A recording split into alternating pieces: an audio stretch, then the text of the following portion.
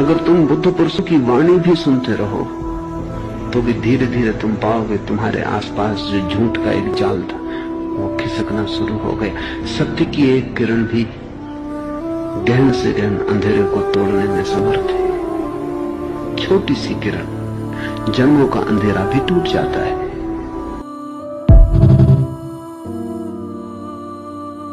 भारत एक मरा हुआ देश है।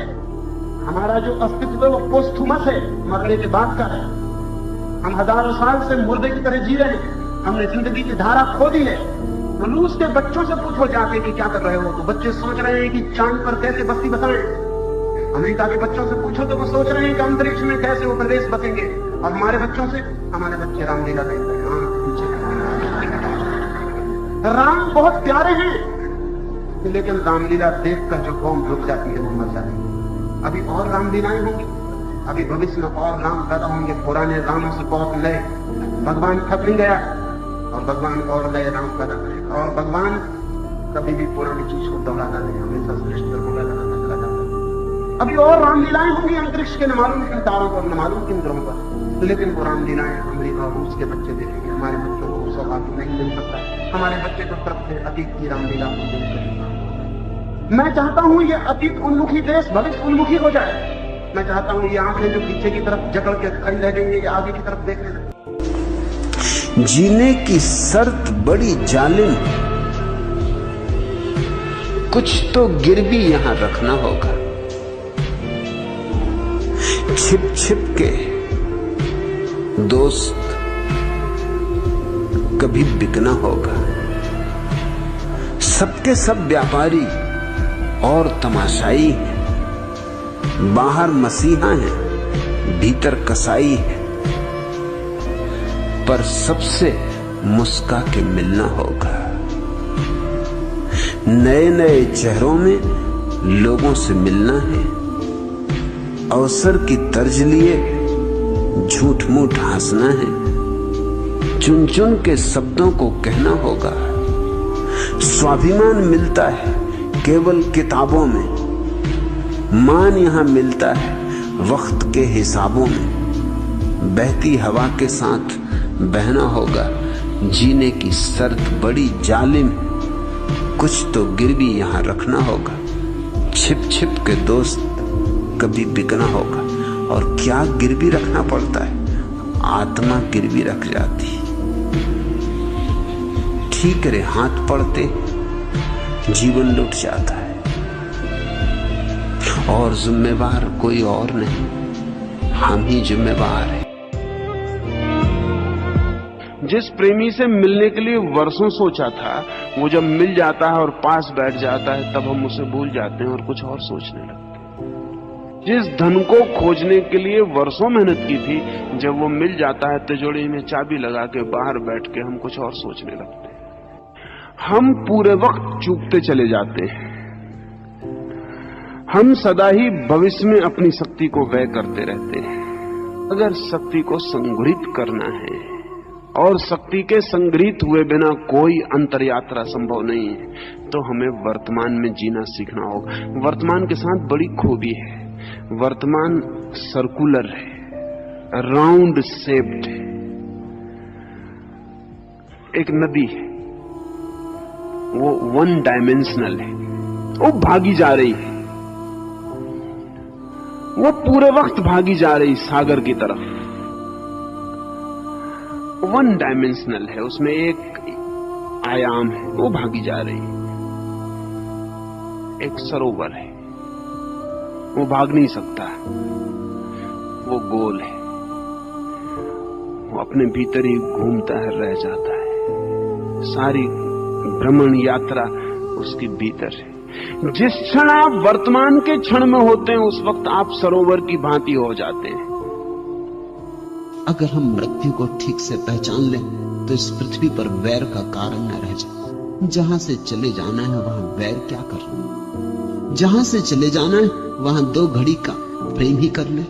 जहां से विदा ही हो जाना है वहां गीत क्यों न गा लें, गाली क्यों बके। जिनसे छूट ही जाना होगा सदा को, उनके और अपने बीच दुर्भाव क्यों पैदा करें। कांटे क्यों बोन, थोड़े फूल उगा ले, थोड़ा उत्सव मना ले, थोड़े दिए जला लूं। इसी को मैं धर्म कहता हूं। जिस व्यक्ति के जीवन में यह स्मरण आ जाता है कि मृत्यु सब छीन ही लेगी, ये 2 घड़ी का जीवन, इसको उत्सव में क्यों ना रूपांतरित करें, एक दूसरे के गले में बाहें क्यों ना डालें। धर्म को इसलिए मैं कहता हूं, धर्म है मृत्यु की कला, वो है आर्ट ऑफ डेथ। लेकिन आप कहेंगे कई बार मैं कहता हूं धर्म है जीवन की कला, आर्ट ऑफ लिविंग। निश्चित ही दोनों बात मैं कहता हूं, क्योंकि जो मरना जान लेता है वही जीवन को जान पाता है। धर्म है जीवन और मृत्यु की कला। अगर जानना है कि जीवन क्या है और मृत्यु क्या है, तो आपको स्वेच्छा से शरीर से ऊर्जा को खींचने की कला सीखनी होगी, तो आप जान सकते हैं, अन्यथा नहीं। और ये ऊर्जा खींची जा सकती है। इस ऊर्जा को खींचना कठिन नहीं है, इस ऊर्जा को खींचना सरल है। ये ऊर्जा संकल्प से ही फैलती है और संकल्प से ही वापस लौट आती है। ये ऊर्जा सिर्फ संकल्प का विस्तार है, विल फोर्स का विस्तार है। संकल्प हम करें तीव्रता से, टोटल, समग्र, कि मैं वापस लौटता हूं अपने भीतर। सिर्फ आधा घंटा भी कोई इस बात का संकल्प करे कि मैं वापस लौटना चाहता हूं, मैं मरना चाहता हूं, मैं डूबना चाहता हूं अपने भीतर, मैं अपनी सारी ऊर्जा को सिकोड़ लेना चाहता हूं, और थोड़े ही दिनों में वो इस अनुभव के करीब पहुंचने लगेगा कि ऊर्जा सिकुड़ने लगी भीतर। मौत में होता क्या है? प्राणों की सारी ऊर्जा जो बाहर फैली हुई है, विस्तीर्ण है, वो वापस सिकुड़ती है, अपने केंद्र पर पहुंचती है। जो ऊर्जा प्राणों की सारे शरीर के कोने कोने तक फैली हुई है, वो सारी ऊर्जा वापस सिकुड़ती है, बीच में वापस लौटती है। शरीर जैसे एक दिए को हम मंदा करते जाएं, धीमा करते जाएं, तो फैला हुआ प्रकाश सिकुड़ आएगा, अंधकार गिरने लगेगा, प्रकाश सिकुड़ के फिर दिए के पास आ जाएगा। हम और धीमा करते जाएं, और धीमा, और फिर प्रकाश बीज रूप में, अनुरूप में निहित हो जाएगा, अंधकार घेर लेगा। प्राणों की जो ऊर्जा फैली हुई है जीवन की, वो सिकुड़ती है, वापस लौटती है अपने केंद्र पर, नई यात्रा के लिए फिर बीज बनती है, फिर अणु बनती है। ये जो सिकुड़ाव है, इसी सिकुड़ाव से, इसी संकोच से पता चलता है कि मरा मैं मरा, क्योंकि जिससे मैं जीवन समझता था वो जा रहा है। प्राणायाम मतलब सिर्फ सांस लेना नहीं, बल्कि अपने भीतर की ऊर्जा को नियंत्रित करना। प्रत्येक सांस में असीम शक्ति छुपी है। पतंजलि योग सूत्र 2.9 में लिखा है, तस्मिन् सति श्वास प्रश्वासयोर्गति विच्छेदा प्राणायाम। अर्थात जब आसन सिद्ध हो जाए तब श्वास इनहेल और प्रश्वास एक्सहेल की गति का नियंत्रण प्राणायाम कहलाता है। यह केवल सांस का अभ्यास नहीं, बल्कि प्राण शक्ति को जागृत करने की प्रक्रिया है। प्राणायाम के 3 मुख्य अंग होते हैं: पूरक, श्वास को भीतर लेना; रेचक, श्वास को बाहर निकालना; कुंभक, श्वास को रोकना, भीतर या बाहर। लेकिन इसके साथ साथ चौथा भी एक सूक्ष्म चरण है, चतुर्था, जहां श्वास स्वतः रुक जाती है और साधक शून्यता में प्रवेश करता है। प्राणायाम शक्ति है, और शक्ति अनुशासन मांगती है। ये जितनी हमारी प्रार्थनाएं हो रही हैं, सब दया और प्रलोभन पर खड़ी हैं। या तो किसी भय से छुटकारा चाहिए, या कोई प्रलोभन है, कोई नौकरी चाहिए, किसी को स्वास्थ्य चाहिए, किसी को मुकदमा। और अगर स्वास्थ्य और मुकदमे से मन उब गया है तो स्वर्ग चाहिए, मोक्ष चाहिए, भगवान के दर्शन चाहिए, भगवान के चरणों में निवास चाहिए। इस तरह की 25 बातें, लेकिन चाहिए। क्या आपको पता है जो प्रेम कुछ मांगता है वो प्रेम झूठा है? लेकिन हमारी सब प्रार्थनाएं कुछ मांगती है। कोई प्रार्थना जो मांगती है सच्ची नहीं हो सकती। फिर कौन सी प्रार्थना सच्ची होगी? क्या आपको पता है जो प्रेम मांगता है वो झूठा होता है? फिर कौन सा प्रेम सच्चा है? जो प्रेम देता है वो सच्चा होता है, जो प्रार्थना देती है वह भी सच्ची होती है। लेकिन हम तो देने को जानते नहीं, हम तो मंदिर में मांगने जाते हैं। मंग तो भिकमंगा है, मांगना ही उसका धंधा है। और परमात्मा भिकमंगों से नहीं संबंधित हो पाता। उससे सम्मिलित होना हो, संबंधित होना हो, सम्राट होना चाहिए। मांग छोड़ो और अपने भीतर के आनंद में मस्त हो, लीन हो, तल्लीन हो। उसी मस्ती में अचानक तुम पाओगे जिसे इतने दिन पुकारा और नहीं मिला, वो बिना पुकारे आ गया। मैं तुम्हें चाहूंगा कि तुम जियो, भागना मत, त्यागना मत। जीवन को उसकी समग्रता में जियो, जीवन के सारे रूपों में जीवन को जियो। हाँ, इतना ही ख्याल रहे कि जो रूप तुम्हें कष्ट दे, जानना कि उसमें निखार करना है, छोड़ना नहीं, निखार करना है, त्यागना नहीं। उसमें कुछ गलत है, उस गलत को रूपांतरित करना है। एक आदमी एक साधु के पास जाता था, बड़ा भक्ति भाव में रस लेता था, भजन कीर्तन करता था। और जो लोग भी भजन कीर्तन इत्यादि करने लगते हैं वो चाहते हैं सभी को करवा दें। हिंसा का भाव है वो, क्योंकि तुम कौन हो सभी को करवाने वाले।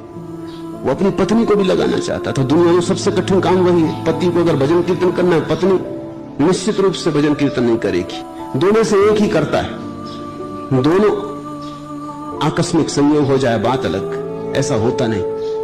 तो वो पत्नी को बड़ी खींचतान मचाता था, बड़ा शोरगुल मचाता था कि चल धर्म कर, कुछ समय खो रही है, जीवन जा रहा है। लेकिन पत्नी अपनी जिद पे थी। उसने अपने गुरु को कहा, गुरु ने कहा मैं आऊंगा, मैं तेरी पत्नी को समझाऊंगा, कल सुबह आता हूं 5 बजे। तो पति तो उठ जाता था 4 बजे से, जोर से शोरगुल मचाता था। उसको वो भजन कीर्तन कहता था।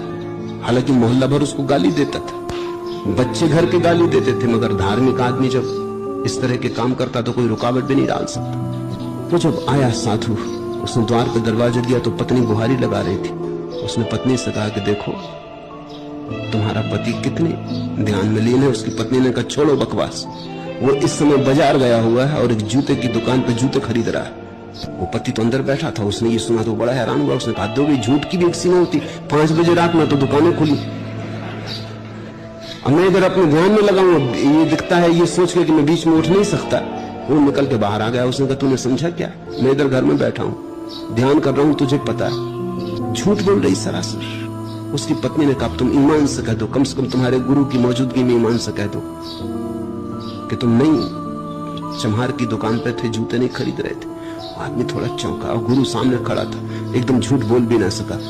गुरु ने कहा क्या मामला क्या है? उसने कहा ये बात तो ठीक कह रही, मगर इसको पता कैसे चला? क्योंकि जूते फट गए हैं मेरे, तो मैं ध्यान तो कर रहा था लेकिन ख्याल बाजार का था और मैं जरूर पहुंच गया था चम्हार की दुकान पर। झगड़ा मच गया था क्योंकि दाम वो बहुत ज्यादा बता रहा था, मोल भाव कर रहा था, मगर इसको पता कैसे चला? अभी तो किसी को पता नहीं कि स्त्रियों को पता कैसे चलता है, मगर चल जाता है। छिपा नहीं सकते स्त्रियों से कुछ, पता चल ही जाता है। तो तुम जब ध्यान कर रहे हो तब ध्यान ही हो, मगर ये तभी हो पाएगा जब तुम और काम भी ध्यान पूर्वक ही करने लगो।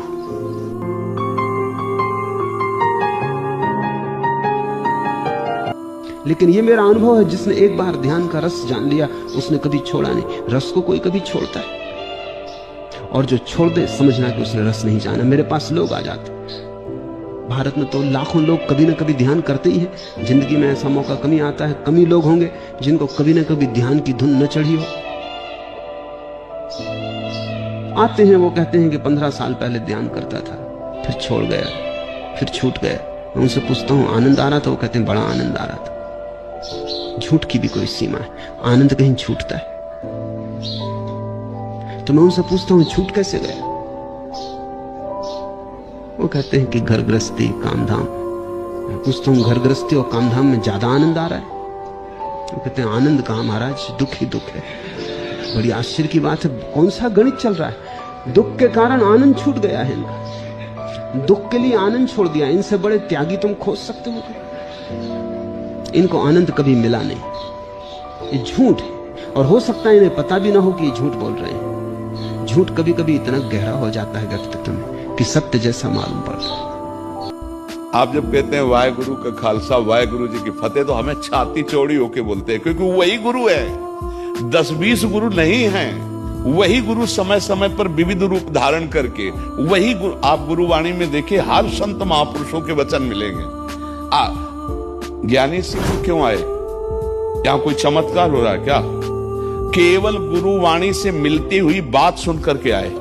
आप समझना कि इनकी बात गुरुवाणी से मिल रही, जो हम संस्कृत में बोल रहे हैं, जो हम धर्म ग्रंथों से बोल रहे हैं, वही गुरुवाणी में लिखा हुआ है। उसी बात को नमस्कार किए हैं, वो किसी व्यक्ति को नमस्कार नहीं किए, उसी को नमस्कार किए हैं। और जब सच्चा संत वही है जो हर जगह अपने परमेश्वर को देखता है, घट घट में अपने गुरु को देखता है, तभी तो सच्चाई आती है।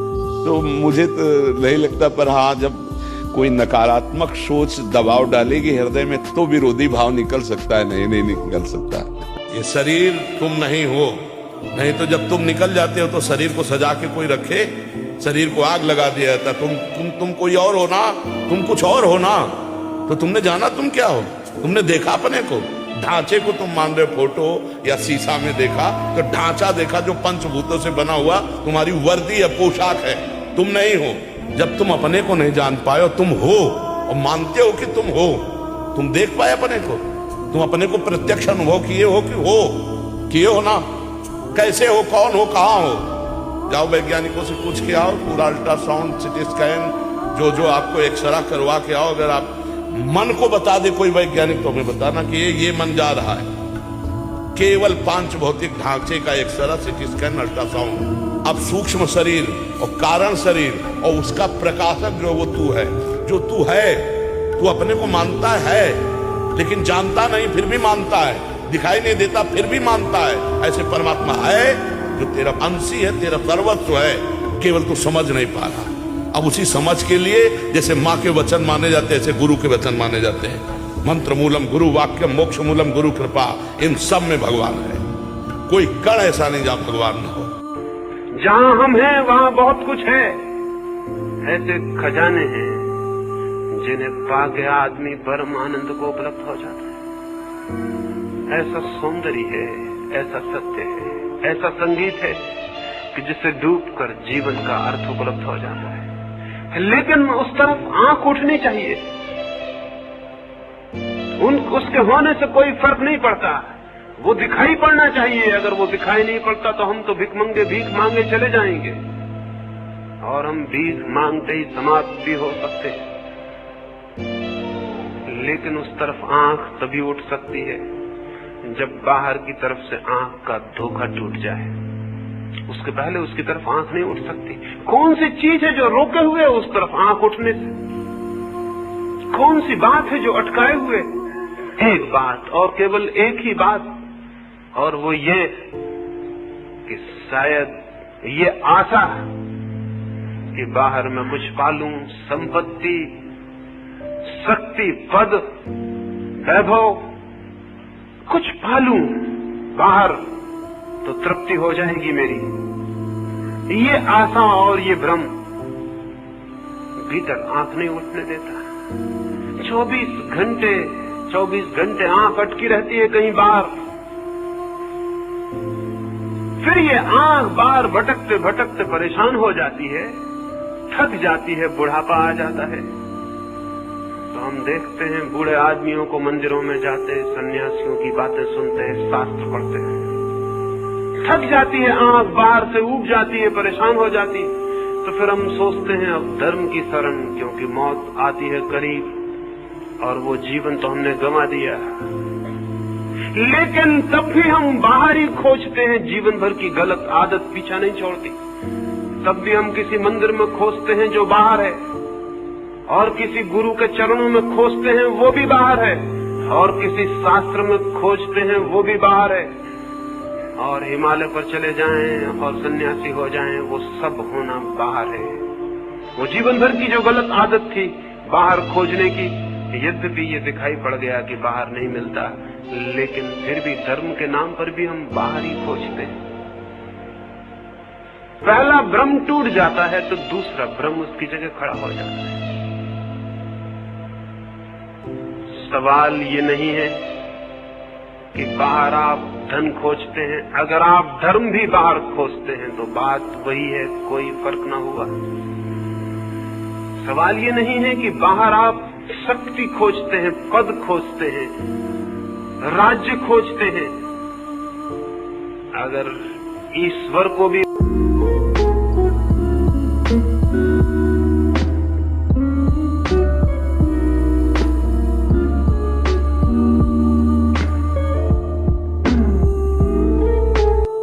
भक्ति पल प्रेम की 100 वर्ष का योग, लेकिन जो पल चुका प्रेम का तो योग भयो सब रोग। योग एक व्यायाम है, लेकिन प्रेम अलग वस्तु है। मैं आपको एक बात समझा रहा हूँ कि प्रेम किसको कहते हैं, कि जैसे भगवान कृष्ण ने दुर्योधन का कई प्रकार का मिष्ठान का त्याग कर दिया, उन्हें बड़ा रसोइया को बुलाया था भगवान को खरीद करने के लिए, लेकिन भगवान ने उसको छोड़ दिया कि नहीं, और विदुर के घर जाके भाजी खाई और उनकी बीवी के हाथ का केला के बदले छिलका खाने लगे। क्या बात है। तो इसी को प्रेम कहते हैं। प्रेम बिना भक्ति कभी नहीं प्रकट होती। तो प्रेम, और प्रेम के बाद वो फिर इसके बाद तुम्हारे मन में जो भगवान के प्रति जैसी भावना है वैसे तुम चाहे माला करो, रोज की 5 माला करो या जाप करो। जाप मतलब जो तुम जिस देवता को मानते हो, महादेव को मानो, जय श्री राम मानो, जय कृष्ण मानो, राधे कृष्ण मानो, जो भी माता रानी को मानो, जैसे उसके इसका एक मंत्र का जाप भी करो या माला करो या फिर ध्यान भी करो, लेकिन भगवान माता रानी में जैसे ही तुम्हारी आस्था तो होनी जरूरी है जी, तो वो तुम्हारा फलीभूत होता है। एक दिन बहुत पछताओगे। ये जो आज मेला जैसा मालूम पड़ता है, ये जो आज रंगों का जमघट है, ये ज्यादा देर न टिकेगा। ये सपना है, ये तुमने ही मान रखा है, ये कहीं है नहीं। जल्दी ही जीवन ऊर्जा क्षीण होने लगेगी, और जैसे जैसे जीवन ऊर्जा क्षीण होगी वैसे वैसे सपनों के भीतर छिपी सच्चाई प्रकट होगी। एक दिन तुम पाओगे जहां तुमने बहुत कुछ देखा था वहां कुछ भी नहीं है। एक दिन हर आदमी पाता है कि हाथ खाली रह गए, जीवन चला गया, हाथ खाली रह गए। फिर रिक्तता बहुत सालती, फिर रिक्तता बहुत दुख देती, बहुत पीड़ा देती, फिर रिक्तता बहुत विषाद से भर देती। नरक का कोई और अर्थ नहीं। मरने के बाद तुम नरक जाते हो ऐसा मत सोचना, या मरने के बाद स्वर्ग जाते हो ऐसा मत सोचना। जिसने जीवन को परमात्मा की स्फुरना से जिया वो यही स्वर्ग में जीता है, और जिसने जीवन को अपनी अहंकार की योजना से जिया वो यही नरक में जीता है। जो यहां स्वर्ग में है वही मृत्यु के बाद भी स्वर्ग में होगा, जो यहां नरक में है वही मृत्यु के बाद भी नरक में होगा, क्योंकि मृत्यु के बाद उसी का सिलसिला जारी रहेगा जो मृत्यु के पहले तुमने निर्मित किया था। देश का इतिहास पढ़ने के बाद मुझे लगा कि अगर हम गाली खा रहे हैं तो यार कुछ बहुत तगड़ी चीज भगवान ने हमको दे रखी है। बुद्ध को भगा दिया इस देश से, आचार्य रजनीश को भगा दिया, ओशो को। सेक्स का बात करता है, सेक्स का बात करता है। अरे तुम कर नहीं पा रहे हो तो बात नहीं करेगा वो। उस बेचारे ने संभोग से समाधि किताब प्रवचन दिया, उस पर किताब आई संभोग से समाधि, उसको पकड़ लिया लोगों ने। संभोग का बात, अरे भैया संभोग का बात कर रहा है, समाधि की कर रहा है जाहिल, समाधि की बात कर रहा है। 80% बड़े पद पे बैठे हुए लोग आज उससे प्रभावित हैं। क्या एक्टर, क्या पॉलिटिशियन, क्या बिजनेसमैन, आज सब उससे कह रहे हैं कि भाई हमारा जीवन ओशो की वजह से बदला। उसकी एक किताब है शिव सूत्र, पढ़ के देखना, शिव सूत्र बाय ओशो। गाली देना बहुत आसान। हमने कह दिया भैया कृष्ण की तरह बनो, एक हाथ में किताब रखो, दूसरे हाथ में गन रखो, वो भी सरकार द्वारा दी गई, नहीं तो ये महमूद गजनी आते रहेंगे हिंदुस्तान में और तुमको लूटते रहेंगे। कच्चा का बात कर रहा है, पढ़ाता नहीं है, कच्चा का बात कर रहा है। वो 1008 से 1025 तक भारत में घुस घुस कर लूटता रहा। अब हिस्ट्री में पढ़ा महमूद गजनी ने हमको लूटा, अकेले उसने नहीं लूटा, तैमूर ने भी लूटा, नादिर शाह ने भी लूटा, अब्दाली ने भी लूटा, रॉबर्ट क्लाइव ने लूटा, कॉर्नवालिस ने लूटा, सिर्फ तुम्हारी कमजोरी की वजह से। अच्छा बता रहा है। कुंडलिनी जगने का अर्थ होता है कि जो ऊर्जा तुम्हारे काम केंद्र पर सोई हुई उसे उठा के मस्तिष्क में चढ़ा दो। ये खतरनाक धंधा है, क्योंकि खोपड़ी में वैसे ही काफी उपद्रव मचा हुआ, वहीं तो तुम्हारा पागल खाना है, और काम ऊर्जा को भी वहां ले जाओ तो तुम विक्षिप्त हो सकते हो। कुंडलनी जगाने वाले अधिक लोग विक्षिप्तता में पहुंच जाते, मस्तिष्क फटा पड़ता है, क्योंकि ऊर्जा संभाले नहीं समझती, और ऊर्जा इस हालत में ले आती कि फिर संगत असंगत कुछ भी नहीं सूझता। कुंडलनी तुम्हें सिद्धि देगी, ये तो सिर्फ एक संभावना है, ज्यादा संभावना तो ये है कि विक्षिप्तता देगी। इसलिए तुम अनेक साधु सन्यासियों को पागल होते देखोगे, और पागल हो जाने का कारण क्या होता है? उन्होंने जीवन का जो सहज क्रम है उसको तोड़ दिया। अगर भगवान का भक्त है तो चिंतन करना चाहिए, चिंता नहीं, अपने आप वो व्यवस्था कर देंगे, सारी व्यवस्था वो अपने आप कर देंगे। बिल्कुल विश्वास करो, ये हमने ऐसे चट्टपट देखा है, हमने भगवान का चमत्कार देखा है, हर कदम कदम पर उनका दुलार देखा है। आप बिल्कुल भरोसे पे हो जाओ, पर भरोसा अडिग हो, बस बात कर गई। आप देख लेना, गले तक तलवार आते आते हार बन जाएगी, वो काट नहीं पाएगी। आप विश्वास कर लो, हमने जीवन में हजारों बार देखा है, बस भगवान का भरोसा। जब शरीर पर होश गहन होता है तो शरीर में एक कमनीय था, एक कोमल था, एक संगीत, एक लयबद्धता, एक गहन शांति, एक मौन, रोए रोए में एक उत्सव। और जब मन पर बोध गहन हो जाता है तो वासनाएं, विचार अपने आप विदा हो जाते, लड़ना नहीं पड़ता। इस सूत्र को खूब याद कर लेना, जो लड़ा वह हारा, जो जागा वह जीता। पराजय तुम्हारी गलत प्रक्रिया का परिणाम है। जो मन को जाग कर देखेगा उसका मन विदा हो जाता है। तुम अगर 10% जागे हो तो 90% मन होगा, तुम अगर 90% जाग गए तो 10% मन होगा, और तुम अगर 100% जाग गए तो मन 0% हो जाएगा। और तब एक अपूर्व घटना घटती मन में, एक अपूर्व आह्लाद, अकारण आनंद, कोई कारण नहीं, कोई वजह नहीं, कोई हेतु नहीं, कोई लक्ष्य नहीं, बस अकारण झरने फूटने लगते। अध्यात्म, संन्यास, ध्यान, गुरु, सबसे तुम्हें गुजरना पड़ेगा। और देर मत करो, क्योंकि कुछ पक्का नहीं है, आज हो कल ना हो जाओ। देर मत करो, समय का कुछ भरोसा नहीं है, और जो गया समय वो तो लौटता नहीं, और जो आ रहा है आगे वो आएगा नहीं आएगा, इसकी कोई सुनिश्चितता नहीं। यही क्षण तुम्हारे हाथ में, चाहे बेचैन हो लो, चाहे ध्यान में उतर जाओ, चाहे संसार में भटक लो, चाहे सन्यास में उठ जाओ, यही क्षण तुम्हारे हाथ में, या तो अभी या कभी नहीं। कल के लिए मत सोचना कि सोचेंगे कल कर लेंगे। क्या सबाब था कि फूल फूल प्यार कर उठा, क्या स्वरूप था कि देख आईना सिहर उठा, इस तरफ जमीन और आसमां उधर उठा, थाम कर जिगर उठा कि जो मिला नजर उठा। एक दिन मगर यहाँ ऐसी कुछ हवा चली, लुट गई कली कली की घुट गई गली गली, और हम लुटे लुटे वक्त से पिटे पिटे, सांस की शराब का खुमार देखते रहे, कारवां गुजर गया गुबार देखते रहे। जल्दी ही पिट जाओगे, वक्त सभी को पीट के रख देता है। जल्दी ही लुट जाओगे, वक्त का लुटेरा किसी की चिंता नहीं करता, सभी को लूट लेता है। वक्त का लुटेरा न कोई कानून मानता, न कोई राज्य मानता, न कोई सरकार मानता। वक्त का लुटेरा लूट ही रहा है,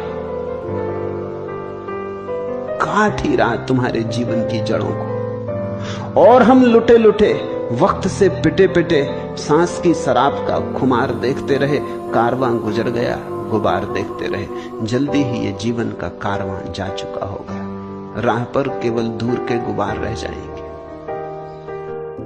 महावीर कहते हैं कि जब तुम ठीक मार्ग पर चलते हो तो तुम अपने ही मित्र हो, और जब तुम गलत मार्ग पर चलते हो तुम अपने ही शत्रु हो। इसे हम थोड़ा समझें। अगर मैं किसी पर क्रोध करता हूं तो पता नहीं उसे दुख पहुंचता है या नहीं, ये कोई पक्का नहीं, लेकिन मुझे दुख में देता हूं, ये पक्का है। अगर मैं महावीर को गाली दूं तो महावीर को कोई दुख नहीं पहुंचता, लेकिन गाली देने में मैं तो पीड़ित होता ही, क्योंकि गाली शांति से नहीं दी जाती, उसके लिए उबलना और जलना जरूरी है, रातें खराब करना जरूरी है, आगे पीछे दोनों तरफ। दोनों तरफ चिंता, बेचैनी, जलन, क्योंकि तभी वो जलन और बेचैनी ही तो गाली बनेगी। वो जो मेरे भीतर पीड़ा होगी वही जब इतनी भारी हो जाएगी कि उसे संभालना मुश्किल हो जाएगा, तभी तो मैं किसी को चोट पहुंचाऊंगा। तुम इस तरह जीते हो जैसे कभी मरना ही नहीं, इसलिए तुम गलत जीते हो। अगर तुम इस तरह जीने लगो कि आज ही मरना हो सकता है, तुम्हारी जिंदगी से गलती विदा हो जाए। थोड़ा सोचो, आज अचानक तुम्हें खबर आ जाएगी बस आज सांझ विदा हो जाएगी, तो आज तुमने सोचा था किसी की हत्या कर देने का, क्या करोगे? बजाय हत्या करने के तुम जाके उसको गले लगा लोगे, कहोगे कि भाई जा रहे हैं, कोई सवाल ही लगा, अब झगड़ा ही क्या, विदा होने का वक्त आ गया। तुम खुश रहो, आबाद रहो, हम तो चाहते हैं। किसी की चोरी करने की तैयारी पर ही थे कि जेब काटने को ही थे, अब क्या जेब काटनी, अब तुम उल्टा मन होगा कि अपनी जेब भी उसी को दे दो, क्योंकि तुम अब जाने का वक्त आ गया। इंच इंच जमीन के लिए लड़ रहे थे, अब कोई अड़चन न रही, क्योंकि जमीन मरे हुए को तो सम्राट को भी उतनी ही मिलती है, भिखारी को भी उतनी ही मिलती है। 6 फीट जमीन काफी हो जाती। वहां परीक्षा है, वहीं कसौटी है, भागो मत, जूझो, उतरो जीवन के संग्राम में। डर क्या है, खोने को क्या है? तुम्हारे भीतर जो छिपा है वो खोया नहीं जा सकता। तुम हो क्या मूलतः? चैतन्य, तो चैतन्य को तो खोया नहीं जा सकता। और चैतन्य को जगाना हो तो असुविधा में ही जगाया जा सकता है, सुविधा में तो सो जाता है। जंगल में चले गए जहां कोई अशांति नहीं, बैठ गए गुफा में जहां कोई विषय तुम्हारी वासना को प्रज्वलित नहीं करते, प्रलोभित नहीं करते, उत्तेजित नहीं करते। धीरे धीरे वासना सो जाएगी, मिटेगी नहीं। जिस दिन लौटोगे उसी दिन तुम पाओगे वासना फिर जग गई। बीज पड़े रहेंगे, समय पाके फिर, मौसम पाके फिर अंकुरित हो जाएंगे।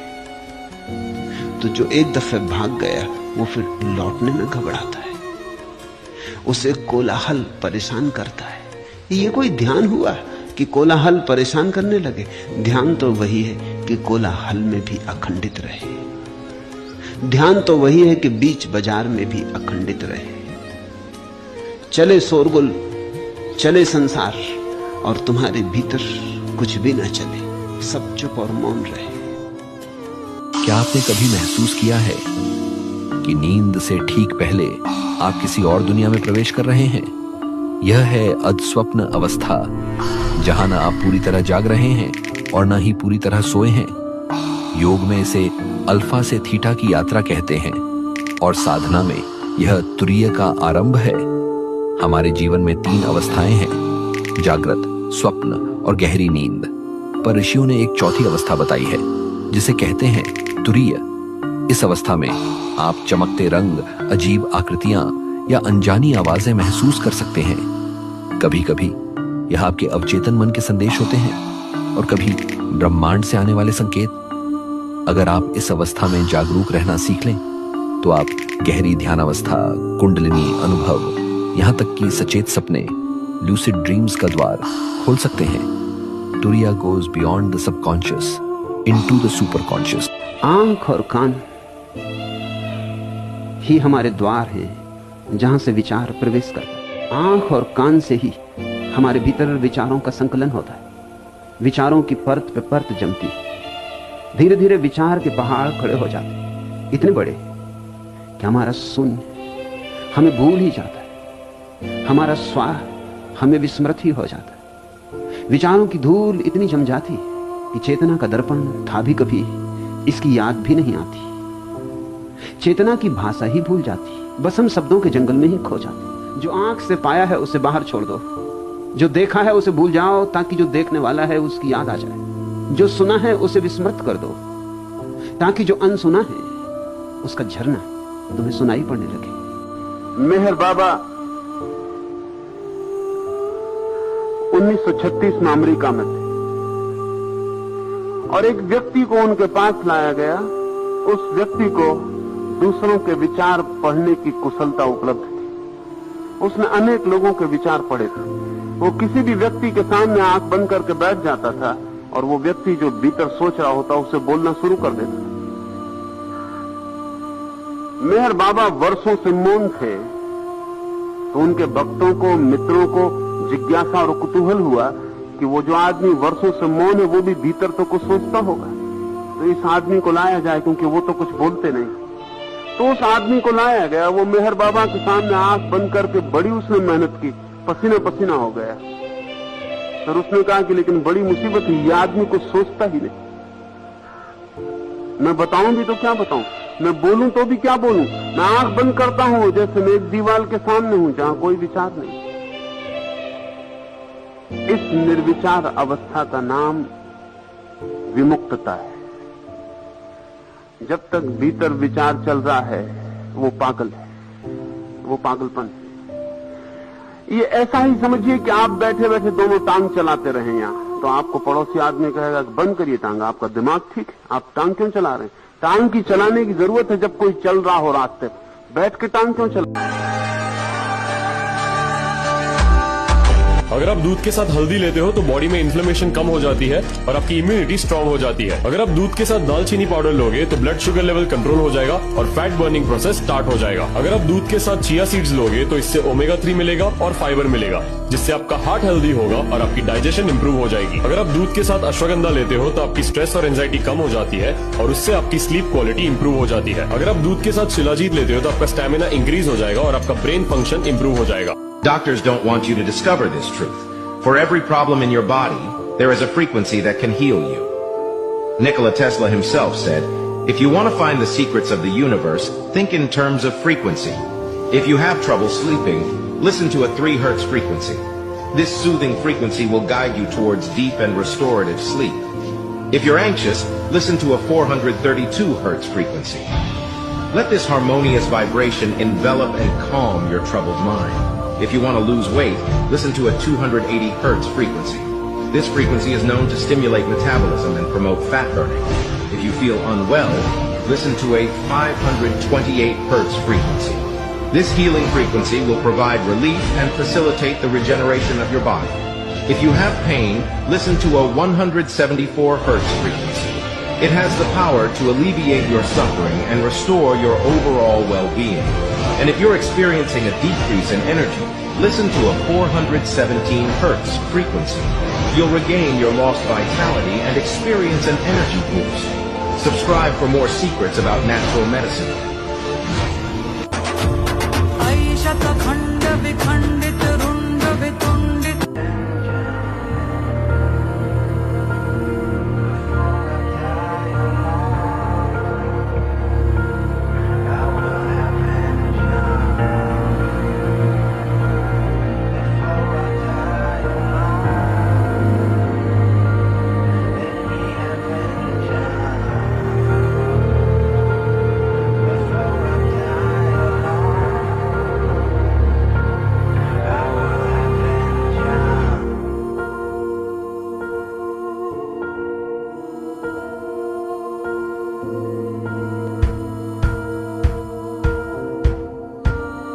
Right now, you're feeling a bit like Alice, tumbling down the rabbit hole.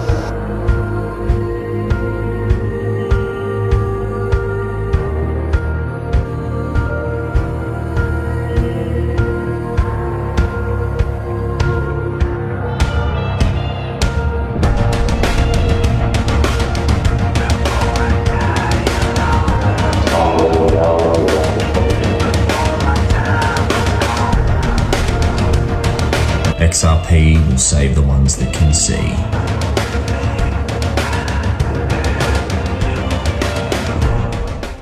आत्मा का संसार में आना कोई साधारण प्रक्रिया नहीं है। यह एक सूक्ष्म योजनाबद्ध चक्र है जिसे कर्म और इच्छा नियंत्रित करते हैं। याद रखो, आत्मा की मूल प्रकृति तो निर्विकार है, शुद्ध है, लेकिन जब वह ईश्वर से अलग होने का स्वप्न देखती है तब वह इच्छा के घेरे में प्रवेश कर जाती है। इच्छा यही बीज है जन्म का।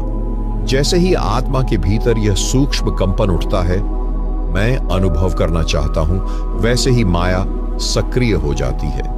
कर्म उसके चारों ओर एक ऐसा जाल बुनता है जो उसे पृथ्वी पर आने के लिए तैयार करता है।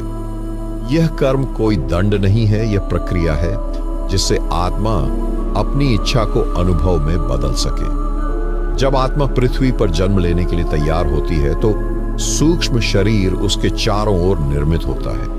यह शरीर विचारों, संस्कारों और अधूरी इच्छाओं से बना होता है। फिर एक ऐसा परिवार चुना जाता है, ऐसी परिस्थितियां, ऐसा देश, समय और माता पिता जो उस आत्मा की कर्म योजना को साकार करने के लिए उपयुक्त हो। यह चुनाव आत्मा स्वयं करती है, ईश्वर की मौन सहमति से। योगानंद कहते हैं, हर जन्म आत्मा की स्वयं की सहमति से होता है। यदि कोई गरीबी में जन्म लेता है या समृद्धि में, यह पूर्व की इच्छाओं और कर्मों की यात्रा का परिणाम होता है। ईश्वर कोई सजा नहीं देता, वह केवल दर्पण है जो आत्मा को वह दिखाता है जो उसने स्वयं रचा है। तुम चकित होगे अगर तुमने 1-2 महीने भी इस प्रक्रिया को बिना किसी विरोध के भीतर उठाए, बिना अपराध भाव के निश्चिंत मन से किया, तो तुम अचानक पाओगे धुएं की तरह कुछ बातें खो गई। महीने 2 महीने के बाद तुम पाओगे तुम बैठे रहते हो, घड़ी बीत जाती, कोई कल्पना नहीं आती, कोई वासना नहीं उठती। तब तुम अचानक पाओगे अब तुम चलते हो बाहर, तुम्हारी आंखों का रंग और अब तुम्हें सौंदर्य दिखाई पड़ेगा, क्योंकि सब सौंदर्य परमात्मा का सौंदर्य है। कोई स्त्री का, पुरुष का कोई सौंदर्य होता है, फूल का, पत्ती का कोई सौंदर्य होता है। सौंदर्य कहीं से भी प्रकट हो, सौंदर्य परमात्मा का है, सौंदर्य सत्य का है। लेकिन सौंदर्य को देख ही वही पाता है जिसने वासना को अपनी आंख से हटाया। वासना का पर्दा आंख पर पड़ा रहे, तुम सौंदर्य थोड़ी देखते हो। सौंदर्य तुम देख ही नहीं सकते, वासना कुरूप कर जाती सभी चीजों को। इसलिए तुमने जिसको भी वासना से देखा वही तुम पे नाराज हो जाता। कभी तुमने ख्याल किया, किसी स्त्री को तुम वासना से देखो वही बेचैन हो जाती, किसी पुरुष को वासना से देखो वही थोड़ा उद्विग्न हो जाता है। क्योंकि जिसको भी तुम वासना से देखते हो उसका अर्थ क्या हुआ? उसका अर्थ हुआ कि तुमने उस आदमी या उस स्त्री को कुरूप करना चाहा। जब भी तुम किसी को वासना से देखते हो उसका अर्थ हुआ कि तुमने किसी का साधन की तरह उपयोग करना चाहा, तुम किसी को भोगना चाहते हो। और प्रत्येक व्यक्ति साध्य है, साधन नहीं। तुम किसी को चूसना चाहते हो, तुम किसी को अपने हित में उपयोग करना चाहते हो, तुम किसी के व्यक्तित्व को वस्तु की तरह पददलित करना चाहते हो। वस्तुओं का उपयोग होता है, व्यक्तियों का नहीं। लेकिन जब तुम वासना से किसी को देखते हो, व्यक्ति खो जाता है, वस्तु हो जाती है। इसलिए वासना की आंख को कोई पसंद नहीं करता। जब वासना खो जाती तो सौंदर्य का अनुभव होता है, और जब सौंदर्य का अनुभव होता है तो तुम्हारे भीतर प्रेम का आविर्भाव होता है। प्रेम उस घड़ी का नाम है जब तुम्हें सब जगह परमात्मा और उसका सौंदर्य दिखाई पड़ने लगता है। तब तुम्हारे भीतर जो ऊर्जा उठती, जो अहिर्निश गीत उठता है, वही प्रेम। अभी तो तुमने जिससे प्रेम कहा है उसका प्रेम से कोई दूर का भी संबंध नहीं। वो प्रेम की प्रतिध्वनि भी नहीं, वो प्रेम की प्रतिछाया भी नहीं, वो प्रेम का विकृत रूप भी नहीं। वो प्रेम से बिल्कुल उल्टा है। इसलिए तो तुम्हारे प्रेम को घृणा बनने में देर कहां लगती। अभी प्रेम था, अभी घृणा हो गई। एक क्षण पहले जो मित्र था, क्षण भर बाद दुश्मन हो गया। क्षण भर पहले जिसके लिए मरते थे, क्षण भर बाद उसको मारने को तैयार हो गए। तुम्हारा प्रेम प्रेम है, घृणा का ही बदला हुआ रूप मालूम पड़ता है। प्रेम सिर्फ तुम्हारी बातचीत है। प्रेम तो उनका अनुभव है जिनकी आंख से वासना गिर गई, जिन्हें सौंदर्य दिखाई पड़ा, जिससे सब तरफ उसके नृत्य का अनुभव हुआ, जिस सब तरफ परमात्मा की पग ध्वनि सुनाई पड़ने लगी। फिर प्रेम का आविर्भाव होता है। प्रेम यानी प्रार्थना, प्रेम यानी पूजा, प्रेम यानी अहोभाव, धन्यता, कृतज्ञता। नहीं, अभी तुम्हें प्रेम का अनुभव नहीं हुआ। अभी तो तुमने वासना को भी नहीं जाना। प्रार्थना को तुम जानोगे कैसे? वासना को जानो ताकि वासना से मुक्त हो जाओ। जब मैं निरंतर तुमसे कहता हूं वासना को जानो, तो मैं यही कह रहा हूं कि वासना को मुक्त होने का एक ही उपाय है, उसे जान लो। जिसे हम जान लेते हैं उसी से मुक्ति हो जाती। सत्य बड़ा क्रांतिकारी है, जान लेने के अतिरिक्त और कोई रूपांतरण नहीं। पहला सूत्र आपको देता हूं कि उस शक्ति को जगाने का जो निकटतम और सरलतम उपाय आदमी के पास उपलब्ध है, वो श्वास है। सुबह उठते ही जैसे ही होश आए बिस्तर पर, गहरी सांस लेनी शुरू कर दें। रास्ते पे चलते हो तो गहरी सांस लें, जितनी गहरी, आहिस्ता लें। परेशान नहीं हो जाना, गहरी लेनी, शांति से लेनी, आनंद से लेनी, पर लेनी गहरी। और पूरे वक्त ख्याल रखना है कि जितनी ज्यादा प्राणवायु भीतर जा सके। आपके खून में आपकी श्वास में, आपके हृदय में जितनी प्राणवायु जा सके और जितनी कार्बन डाइऑक्साइड बाहर फेंकी जा सके, उतना ही जो ध्यान हम करने जा रहे हैं उसमें सरलता हो जाए। जितनी ज्यादा प्राणवायु भीतर होती है उतनी ही शारीरिक अशुद्धि कम हो जाती है। और बड़े मजे की बात है कि शारीरिक अशुद्धि का आधार अगर छूट जाए तो मन को अशुद्ध होने में कठिनाई पड़नी शुरू हो जाए। जितनी ताजी हवा भीतर होगी उतने आपके मन के दूषित विचार को पनपने की संभावना कम हो जाएगी। जिसको पैसे का पागलपन होता है वो सोचता है हर चीज पैसे से खरीदी जा सकती है। नहीं, जीवन में कुछ महत्वपूर्ण चीजें हैं जो पैसे से नहीं खरीदी जा सकती। सच तो यह है जो भी महत्वपूर्ण है वो पैसे से नहीं खरीदा जा सकता, न प्रेम, न प्रार्थना, न परमात्मा। जीवन में जो क्षुद्र है और व्यर्थ है वही पैसे से खरीदा जा सकता है। पैसा स्वयं क्षुद्र है, क्षुद्र से क्षुद्र ही मिल सकता है। तो आदमी इकट्ठा करता जाता है। वो कहता है प्रेम कल कर लेंगे, आज तो पैसा इकट्ठा कर लूं, कल निश्चिंत हो जाएंगे, फिर प्रेम कर लेंगे, फिर गीत गा लेंगे, फिर वीणा बजा लेंगे, फिर विश्राम करेंगे, आज तो कमा लूं। तुम मन से छूटो तो तुम समस्याओं से छूटो, और मैं मन से छूटने की कला ही सिखा रहा हूं। संन्यास का मेरा अर्थ इतना ही है, केवल मन से छूटो, अमनी अवस्था को अनुभव करो, साक्षी बनो इस मन के, जहां दुख है, जहां सुख है, जहां हंसी भी है और आंसू भी है, जहां सब तरह के द्वंद्व है। इन दोनों के साक्षी बनो। हंसी आए तो उसे भी जाग कर देखना, रोना आए तो उसे भी जाग कर देखना, और इतना स्मरण रखना निरंतर कि मैं तो वह हूं जो जागा हुआ देख रहा है। न आंसू हूं न मुस्कुराहट हूं, दोनों का साक्षी हूं। इस साक्षी भाव में तुम ठहर जाओ, स्थिर हो जाओ। इस साक्षी भाव में तुम रम जाओ तो तुम्हारे जीवन में महारास है, तो तुम्हारे जीवन में फिर दिवाली ही दिवाली है, फाग ही फाग है। फिर तुम्हारा जीवन सावन का महीना है, फिर डालो झूले, फिर गाओ गीत, फिर तुम्हारे गीतों का रंग और ढंग और प्रसाद। रात दा चौथा पैर भजन ਲਈ बड़ा सहायक है, बहुत सहायक है, मदद करता है। ਕਹਿੰਦੇ ਨੇ ढंग नाल भोजन कीता होवे रात ਨੂੰ तो भोजन आलस पैदा करके नींद ले आਉਂਦਾ है। ਇਹ नींद उस भोजन ਨੂੰ पचा देंदी है, और जब नींद पूर्ण तौर ते पचा देंदी है, भार हल्का आਉਂਦਾ है, आलस मध्यम आਉਂਦਾ है, ये जाग पैंदा है।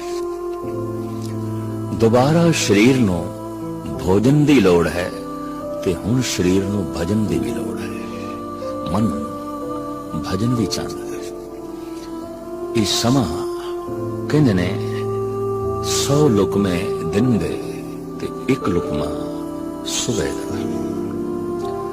सारी दिन दी साधना ते अमृत वेले दे एक पल दी साधना बराबर हो जाती है।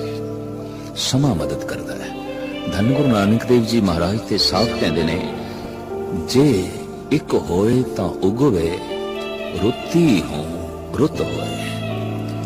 एक ते बीज ठीक होवे, मुकम्मल होवे, पर बीजन वाली रुत भी ते चाहिए है।